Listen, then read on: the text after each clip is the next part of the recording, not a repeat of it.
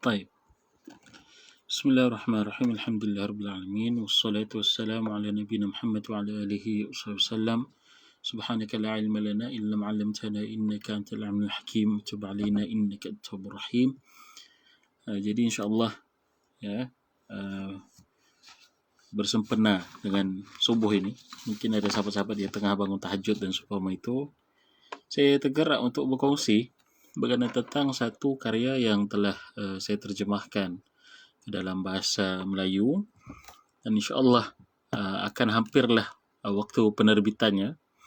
Kita biasalah di dalam Abib ni, kita akan insyaAllah kita cuba lajukan mana yang kita boleh lajukan, dan yang paling penting kita punya bank karya itu yang on the way dalam penerbitan itu sentiasa ada untuk memenuhi keperluan umat Islam di Malaysia ini insyaAllah. So kembali kepada tajuk yang kita akan bincangkan pada hari ini, saya lupa, tidak terlintas dalam fikiran saya bahawa kemarin 29 hari bulan 8 ya, 29 bulan 8 merupakan tarikh ataupun macam zikra lah ya, tarikh mengenang peristiwa kesyahidan Sayyid Qutb rahmatullah alaih, seorang pemikir dan juga penggerak harak Islam yang sangat berpengaruh pada kurun lepas bahkan sampai ke sekarang ini ya, di mana beliau pada 29 bulan 8 ini dihukum gantung oleh secara zalim lah tentunya oleh Mahkamah Kangaroo Jamal Abdul Nasir, seorang politician yang hanya menilai Islam ni sebagai satu perkara sampingan sahaja yang kalau bermanfaat untuknya maka disokong, kalau tidak bermanfaat untuk dia tidak akan sokong. Dan ini jelaslah dalam siasat Abdul Nasir itu, dan di antara buktinya ialah beliau telah menghukum bunuh secara zalim ya beberapa tokoh penggerak Islam pada pertengahan kurun lepas, di antaranya ialah Syekh Said Qutb Al-Syadzili rahmatullah alaih, penggerak Islam dan juga penggerak Ikhwan Al-Muslimin. Jadi saya rasa ramai sudah mengetahui tentang penulisan-penulisan Said Qutb ini. Di antaranya ialah Fi Zilalil Quran, tafsir Fi Zilalil Quran yang telah diterjemahkan ke dalam puluhan bahasa, ke dalam bahasa bahasa English ya, ke dalam bahasa Rusia, ke dalam bahasa Melayu, Indonesia ya, dan alhamdulillah telah mendapat penerimaan yang hebat ya, penerimaan yang hebat sekali di seluruh pelosok dunia, dan telah dijadikan sebagai maqarar ataupun dijadikan sebagai rujukan utama para penggerak Islam, khususnya beliau lah di semua tempat di seluruh dunia ya. Mana-mana haraki yang tidak kenal fi dhilal itu maka tidak, orang kata macam tidak sempurna harakinya. Kerana of course kita mengambil inspirasi daripada pemikiran Said Qutb rahmatullah alaih, pemikiran islah beliau, dan begitu juga Said Qutb ini banyak menulis buku-buku yang lain ya, buku-buku yang lain yang menandakan pelbagai marhalah ataupun perpindahan pemikirannya. Di antaranya ialah sebuah buku, dia lebih kepada risalah ya, lebih kepada risalah ringkas saja, yang ditulisnya khusus buat adiknya Aminah, Aminah Qutb, di mana beliau menulis risalah ini dengan tajuknya, diterbitkan dengan tajuk Afrahur Ruh, ataupun saya terjemahkan ke dalam bahasa Melayu sebagai jiwa yang bahagia. Ini saya rumuskan tajuk itu, jiwa yang bahagia itu, setelah saya membaca ke semua bahagian daripada risalah ini, dan saya merumuskan bahawa tajuk inilah merupakan tajuk yang terbaik, yang paling sesuai dan paling cocok untuk karya ini, jiwa yang bahagia. Kerana tujuan beliau bila mana Said Qutb tulis risalah ini, beliau ingin affirm kepada adiknya bahawa perjuangan Islam dan juga apa yang diperjuangkannya selama ini merupakan perjuangan yang betul, dan juga janganlah takut kepada kematian. Jadi ini yang menjadi insyaAllah yang kita akan cuba kupas dalam masa yang singkat ini, berkenaan tentang kehidupan dan juga kematian di dalam pemikirannya, di dalam karya ini per se, ya, di dalam karya ini per se. Okey, saya bacakan dan juga nanti kita akan tengoklah macam mana Syed Qutb meninjau perspektif kematian dan juga kehidupan itu sebagai perspektif yang terbalik. Biasanya orang melihat kematian itu sebagai satu perkara yang menakutkan, dan kehidupan itu sebagai perkara yang biasa-biasa saja, because we are in it. Tetapi kerana ialah kita sering kali dibayangkan bahawa kematian itu satu perkara yang pasti, okey. Sampai kita lupa untuk menikmati dan juga mensyukuri kehidupan yang ada. Jadi atas sebab inilah ya yang mencetus idea untuk saya menukar atau juga memilih tajuk Jiwa yang Bahagia itu. Kerana tujuan saya Qutb menulis risalah ini untuk mencetuskan ataupun mewujudkan jiwa yang bahagia dalam diri adiknya Aminah Qutb dan juga kepada seluruh pembaca yang mengikuti risalah ini. Saya bacakan teksnya di sini. Ini bahagian yang pertama. Risalah ini ditulis dan diterbitkan dalam 13 ada 17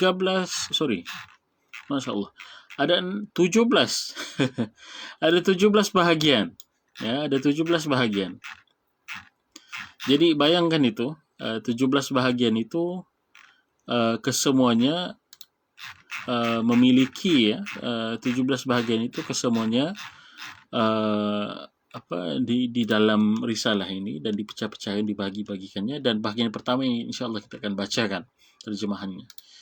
Kata beliau, adikku yang kusayangi, inilah dia lintasan hatiku yang kuhadiahkan kepadamu.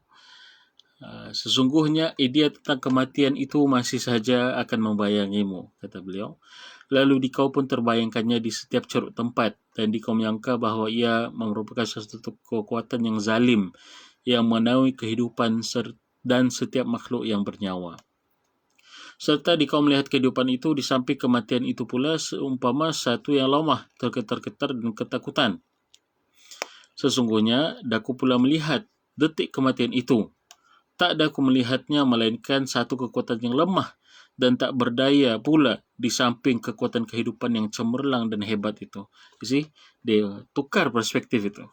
Kematian ini pula something yang lemah kalau mau dibandingkan dengan kehidupan.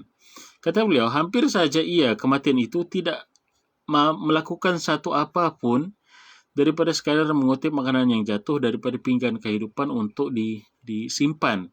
Ini kiasan daripada Syed Qutb kepada kematian. Kiasan tentang kematian bahawa kematian ini cumalah pengutip-pengutip nyawa yang sampai ajalnya diumpamakan seperti makanan yang jatuh daripada pinggannya. As for kehidupan itu sendiri, umpama makanan di pinggan itulah ya yang bermakna, yang bagus, yang indah, yang baik, ya.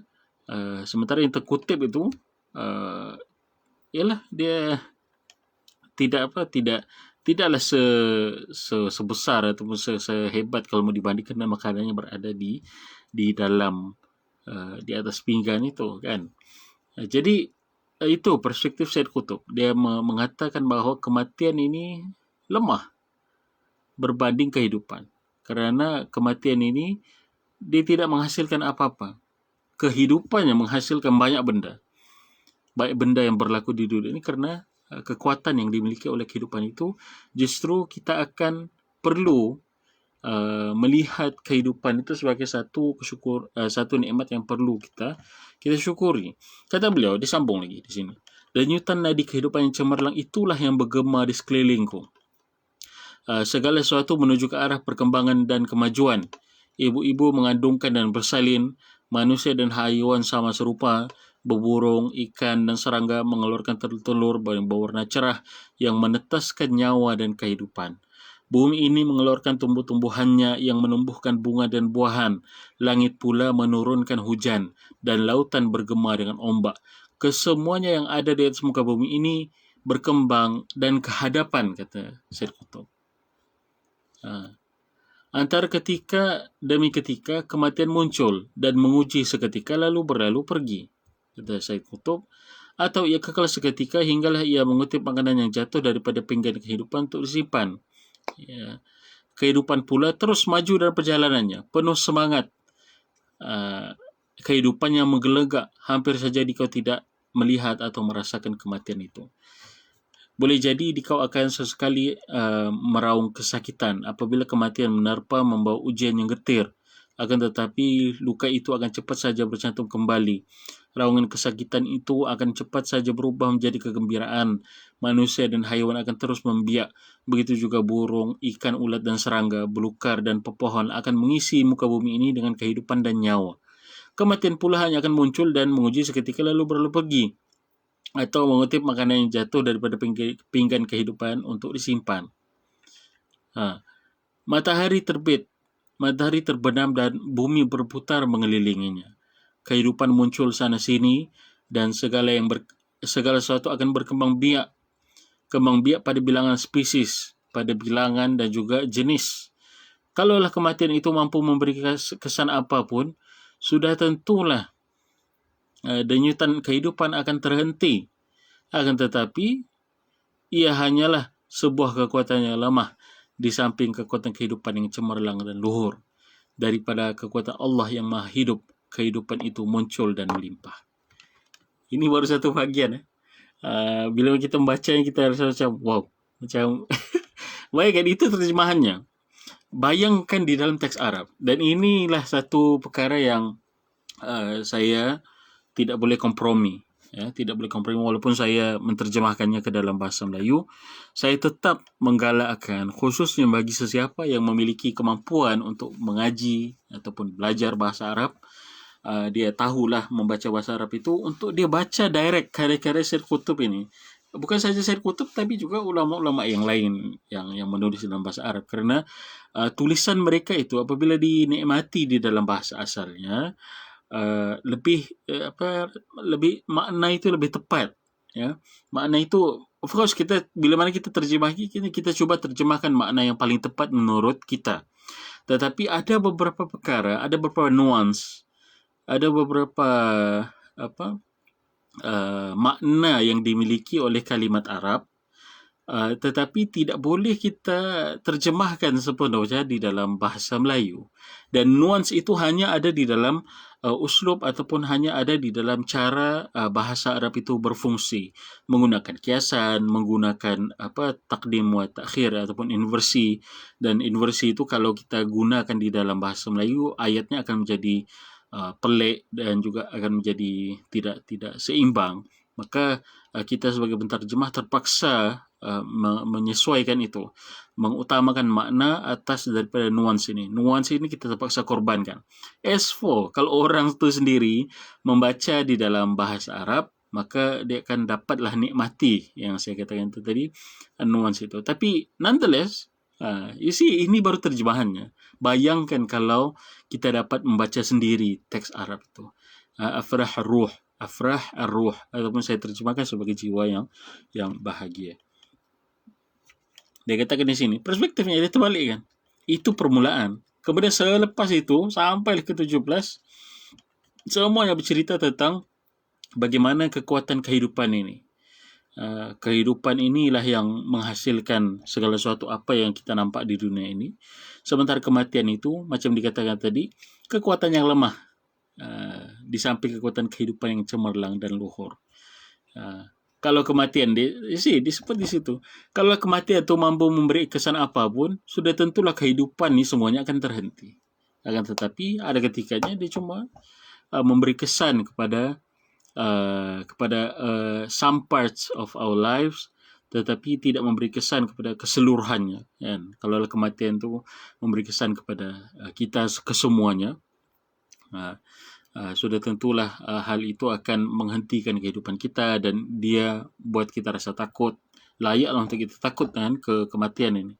As for kita kena positif. Ini yang dicuba untuk disampaikan oleh Syed Qutb. Kita positif dan juga menggunakan umur yang ada, mensyukuri nikmat Allah SWT, menggunakannya untuk hidup in a very simple way. Gunakannya untuk hidup dan juga gunakannya untuk untuk bersiap ya, bersiap untuk bekalan di hari yang kemudian kelak, yang di hari akhirat. So inilah sedikit sebanyak perspektif kehidupan kematian yang dicuba dibawakan oleh Said Qutb di dalam karyanya ini, Afrah Ruh.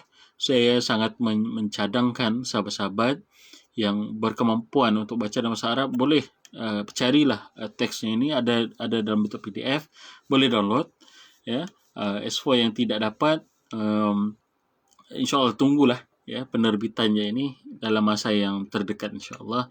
Doa-doakan kalau tidak hujung tahun ini, kita try lah PBKL tahun depan ya. PBKL tahun depan saya cuba mintalah agar penerbitan buku ini dicepatkan, kerana kita memerlukan ya, teks ini. Kita perlu teks ini. Daripada teksnya itu tadi pun sudah macam-macam yang kita boleh fikirkan, dan kita menjadi terinspirasi ya. Dan kita jarang meninjau bagaimana para penggerak haraki seperti Said Qutb ini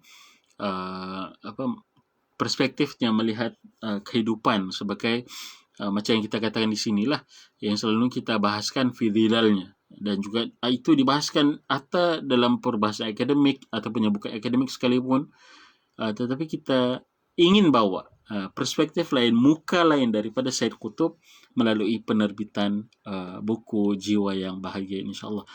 Saya dapati ada beberapa sahabat juga telah terjemahkannya ke dalam bahasa Melayu, tetapi dibuatnya dalam bentuk poster. Okey. Baik usaha itu, dan kita sangat-sangat sukalah kan, bila mana ada orang sudah terbitkan. Tetapi saya katakan di sini, apabila dia diterbitkan dalam bentuk poster ataupun bahan digital, untuk karya yang sebenarnya agak panjang juga nih kalau diterjemahkan dengan betul, agak panjang juga ya, akhirnya dia akan hilang begitu saja ya, dan juga kalau dia dalam bentuk PDF mungkinlah boleh dikekalkan dalam bentuk itu. Tetapi kalau dalam bentuk poster begitu saja lalu disebarkan melalui Facebook, Instagram, lama-lama algoritma akan menjadikan karya Said Qutb itu dilupakan. S4 kalau kita terbitkan dalam bentuk buku, insyaAllah dia akan kekallah sebagai bahan bacaan dan memberi inspirasi kepada kita semua. Dan satu lagi, mungkin saya rasa sahabat-sahabat juga telah faham style saya menulis ya. Bila mana saya menulis, saya akan usaha untuk bawakan sekali biografi tokoh tersebut. Contohnya macam sebelum ini saya terjemahkan karya-karya Syekh Ali Tantawi. Saya bawakan biografinya. Kumpullah dari mana-mana sources yang ada, kita terbitkan. Dan alhamdulillah ramai yang asalnya tidak tahu siapa Syekh Ali Tantawi ini, ambil inspirasi daripada semangat dan juga perjuangannya. Begitu juga penerbitan buku Jiwa yang Bahagia, insyaAllah kita telah sertakan dalam biografinya. InsyaAllah itu akan lebih memperkenalkan pada pembaca lah tentang kiprah dan juga perjuangan Said Qutb, dan juga bagaimana beliau berdepan dengan berbagai cabaran dan juga pertuduhan di Mahkamah Kangaroo Jamal Abdul Nasir. Dan juga kita memperkenalkan karya-karya beliau lah, Ma'alim Fit Tariq, apa lagi, Fi Dhilal Quran kan, Afrah Ruh ini terutamanya. Dan hal itu saya rasa sukar untuk dibuat kalau diterbitkan Afrah Ruh ni, teks-teksnya dalam bentuk poster. Sudah dibuat oleh sahabat yang lain lah, saya tidak ingat siapa orang itu, tapi katanya sudah dibuat. Dan saya ingat dulu pernah ada seorang ya, kita punya sister, dia tanya saya, Ustaz, saya pernah post ni agak dalam 2 atau 3 tahun yang lepas ya, berkenaan tentang buku Afrah Ruh ini. Dia tanya, buku ini diterjemahkan dalam bahasa Melayu atau tidak? Saya kata iya, dan sudah siap pada waktu itu. Cuma of course lah, bila mana kita mau terbitkan dalam bentuk buku yang fizikal, dia mengambil masa sedikit dan juga melibatkan kos. Jadi saya kata kepada dia, bahannya sudah ada, tapi insyaAllah tunggulah bila-bila masa yang sesuai untuk diterbitkan nanti. Tetapi begitulah ya, kita tidak boleh janji. Jadi ala kulli hal, InsyaAllah.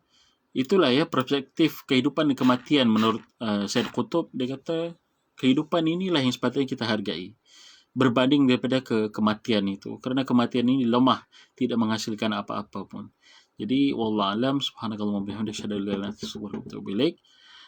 Assalamualaikum warahmatullahi wabarakatuh. InsyaAllah doa-doakan dalam masa yang terdekat buku ini akan diterbitkan insyaAllah ta'ala.